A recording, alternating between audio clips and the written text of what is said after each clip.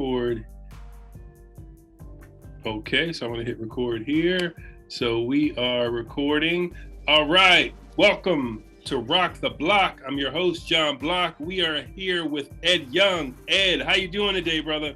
I'm great today. Thank you, Jon Blok. Happy to be here. Hey, man, we're so excited to have you here. So for all of those folks that aren't in the know, tell everybody, what's your connection to this thing we call hip hop? Well, okay, I'm a Generation X, so I would argue everybody Gen X is related to hip hop. I may have an even deeper relationship, and then I was one of the people who, when we were in college, started or was one of the co-founders, co-owners of The Source magazine, which was a newsletter pretty much when I saw it, and I came on and we turned it into a magazine. So. Man, that is epic. That is epic. So, I mean, what was happening at that time that gave you that vision to even see that hip hop did you know that hip hop would do what it's doing now or come to dominate the charts in the world? Yes. Okay. So, all right. It's funny, people ask that all the time. And so we were actually undergrads at Harvard College. Three of us were. So the guy who had the initial vision and started a one-page newsletter was a guy named David Mays. And he made a one-page newsletter with money he had put together from selling ads on the Harvard radio show. He then did that, sold two ads into the newsletter, which, imagine that, you sell ads into a newsletter. But anyway, so then his roommate, Jonathan Schechter, came back to school. This was in the summer, comes back to school. Jonathan came on as the editor. So Dave's selling ads and doing distribution and everything. I was taking a year off from school. I come back from my year off. I was doing thesis research because, hip hop. So I was doing a constitutional theory thesis. So you see the relationship, not at all. So anyway, so I come back to school and I had been working at a magazine, which is a long story where, God has a plan for you apparently. So I come back, they're trying to do a magazine. I know magazines. And then there was another guy who was actually at Harvard Law named James Bernard.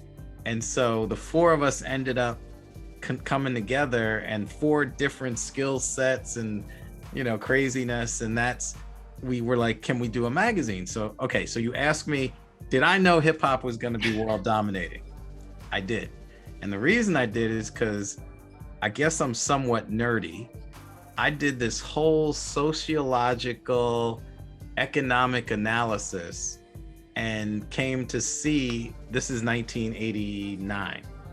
And I saw that there's an S-curve product life cycle that products follow, but music is a product. And so I do the analysis and I'm looking at this and I'm like, wait a minute, we're in the lower part of one of those S-curves. All of these music genres are fighting out for dominance. And so there was grunge, there was rap, there was all this stuff, but the only one that had been capitalized by the labels, because back then, this is 89, everybody thought rap, hip hop was disco, the same thing, because they were burning piles of disco record, remember that, all that stuff, right? So you're a little bit younger than me, but so this was happening. So we're at Harvard, we're supposed to be going to what they called recruiting. We're supposed to go into investment banking or whatever. I was going to go to Harvard Law and Harvard Business School combination thing. And I'd look at this and I'm like, wait a minute, in 3 years, this thing's going to take off if it's following the same cycle as music has followed throughout the history in this country and the world. So I go to my partners and I'm like, look, there's this S-curve product life cycle, socioeconomic requires that we do. Yeah. They're like, okay, what? And I said, so they're like, can we do this? I was like, yes, this is going to be the next pop music. Mm-hmm. So yeah, it was, and everybody thought we were crazy because they're like, okay, you're going to do rap music and you went and have a Harvard education, you're going to do rap. Yeah. Mm-hmm. Wow, amazing, absolutely amazing. So let's, so we're going to get to the part about the technology. So let's talk about, being a steward of the culture in a sense of responsibility, right? So I guess everything you're telling me let's talk about that a little bit. Tell me about this sense of responsibility you felt, did you feel one? I don't want to make any assumptions. Did you feel some sense of responsibility to prepare or communicate or to share to the world this thing, to tell those stories, right? And to help push this thing forward? What did you feel? I think that is fundamentally what separated the Source magazine from the other magazines of the time. And that's not dissing the other magazines at all. They were fanzines. They were magazines that were in the same vein as, all the other pop music magazines or whatever. And there's a place for that. We looked at rap, hip hop as a lifestyle, as something that was going to change the world, because it was like in the 60s or with that movement, but we felt it was even deeper because this movement was pulling people together and what we call democratizing voice. That's what hip hop was about. It came out initially, the Bronx is burning and all of this stuff going on, social inequity and all of that. And the people came together to talk about that, but also to get some joy back out of life. And so it tells a story that is fundamental to the human experience.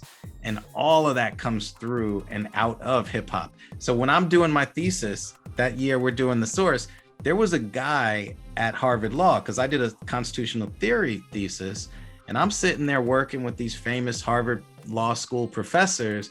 And this guy, he was a black guy, and he was the president of the Harvard Law Review, and he's like sees this undergrad in there, and I remember people looking skance at me like, what's this undergrad doing with our professors?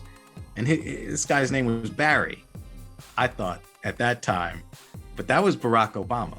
And so to me, it's just these things in history that you see that are just, because I think that what we were doing with the Source was speaking directly to forces that would allow for somebody brown named Barack Hussein Obama, which, by the way, his name bugs me out more than the color of his skin, but to be elected president of the United States. That's hip hop. Yeah, good point. Good point. That's epic. Wow.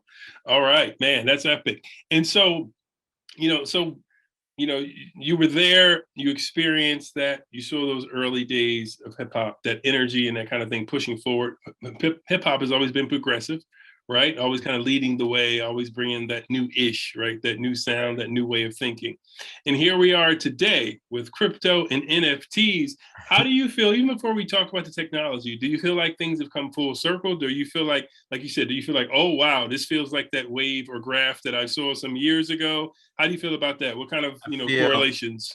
Man, I feel that it feels almost exactly the same. When I saw blockchain and what it made possible, because you go back, democratization of voice, that's hip hop, bringing people together, getting us back to that kind of tribal communication, and tribe, broadly understood that we associate with people that we feel kinship to. Well, hip hop is this broadening of that kinship feeling, right? So you look at that, but then blockchain, one of the things we lost from tribal relationships is the way that we like to interact economically, which is through barter. I have something, you have something, they're different things, but we know that we could exchange them, but when you go beyond the tribe, your normal family or tribe, you need a third party who's going to make that transaction, guarantee it or whatever. And that's how central banks and all this other stuff that divides us ultimately comes into being. But then you see blockchain, and it's that trustless intermediary. You don't need the central bank. So you can get back to a tribal relationship with a broader base of people. That blew me away when I saw blockchain. And then I saw NFTs, and NFTs get you to this point where, well, art seems to be important cross-culturally. Art seems to be something that all the cultures in the world in some way, shape, or form have a respect for and a desire for. It makes life richer. But the natural way that art was propagated was through a system of what we call patronage, where the people support that. But recently, modern, like they're taking art out of schools, taking art out of, so hip hop represents that desire for and ability to make art from the people. You're plugging into the light lamppost, you're doing all these things, it's seeking that. But NFTs come about, and now it really facilitates that, because you can have people directly interact with and compensate the creators of that art. Mm-hmm. So it's, to me, it was more hip hop, more indicative of where things had to go than anything else I'd seen. Sure. Yeah, no, I feel you with that 100%. And so those two pieces, right? So with you and, part of your legacy and your work, right? So the early days of hip hop and now NFTs. And now you recently, started a project, NFT.Hiphop. So we're talking about bringing both of those together, right? So tell us about that. What is NFT.Hiphop and how do those two things connect? So NFT.Hiphop it's a website ultimately that I started, but the first project in NFT.Hiphop is what's called Hip Hop Heads First Edition. And I partnered with one of my illustrators from the Source magazine. We've been friends for years, longer than I realize, because we're getting older, it's like, or more seasoned, I like to say.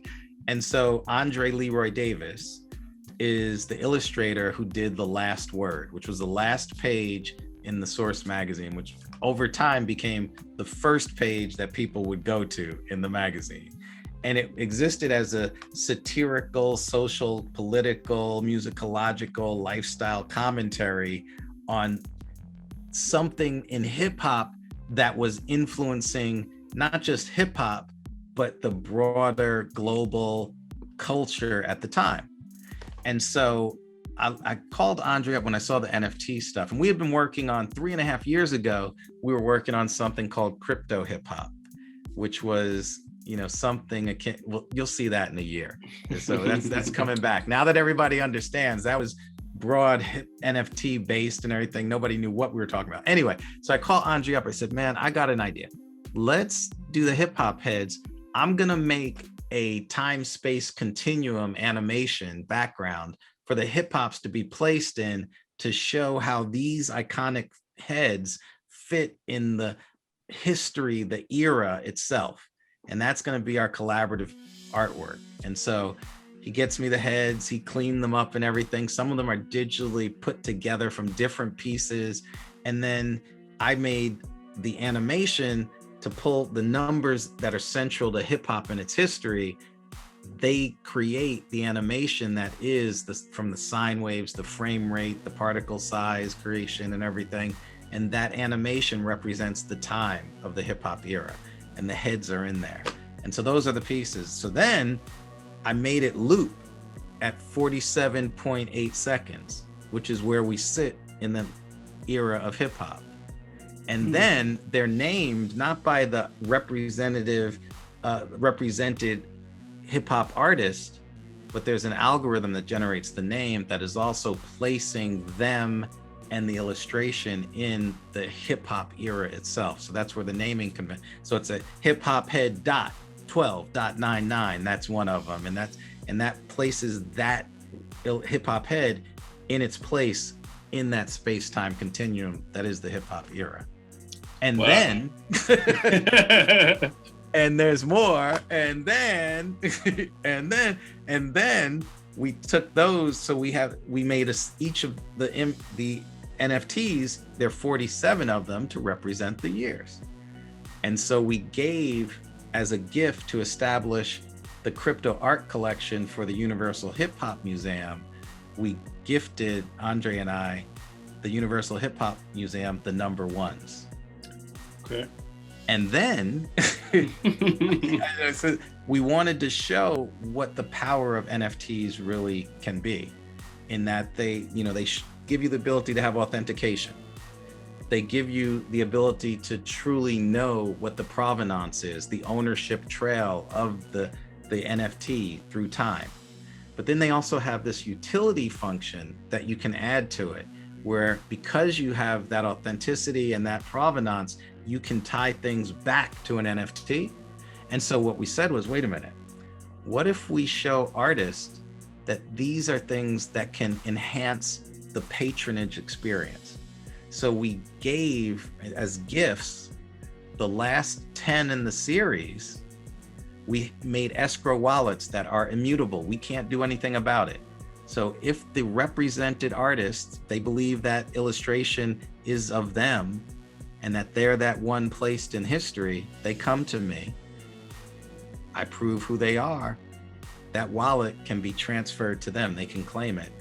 And 10% of the secondary market sales forever will go to them and their estate going on. So now what they can do are things like, you have a concert.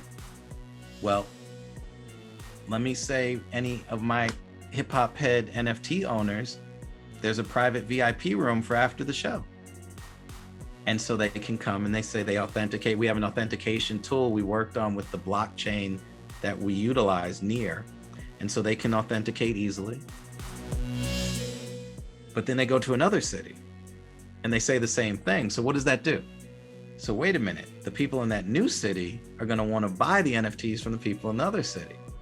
And so the artists now created a marketplace and incentivized a marketplace against which they get 10% of the gross. That's what this shows. And then those 10, the more they do that, they have 10 that have provenance of being owned by them, the artist, him or herself. So the more they do that, the more they increase the value of that asset that they're holding. And so we're giving them a wealth creation tool and a marketplace creation tool that's theirs. That's self-empowerment. To us, it felt like Andre and I were like, this is what hip hop is. This is the essence of hip hop. It's about self-direction. It's about being in control. It's about having nobody able to tell you, but you do you. That's what the NFTs can give to you. Wow, that's amazing on many levels. It's so future forward. I love it. And so for the general public, right? Because this is new stuff. This is heavyweight material, right? And so for the person who's just dipping in, they're like, yo, I'm down on hip hop. I know who Run DMC is. I don't know anything else about the whole crypto thing. How do I get involved? What's the easy, low touch way I can get access to this? So how can they do that? Yeah, thank you for that question, because that was one of the things. Crypto is hard right now. It's hard. It's, even people who do it, like we joke around and it's like, the other day, I think I've lost one of my wallet addresses. So I'm like, wow. So, because you literally are your own bank. And but the crazy part is, so anyway, so I said to the team I have building this stuff, and I said, listen, we need to make this customer friendly on the consumer level.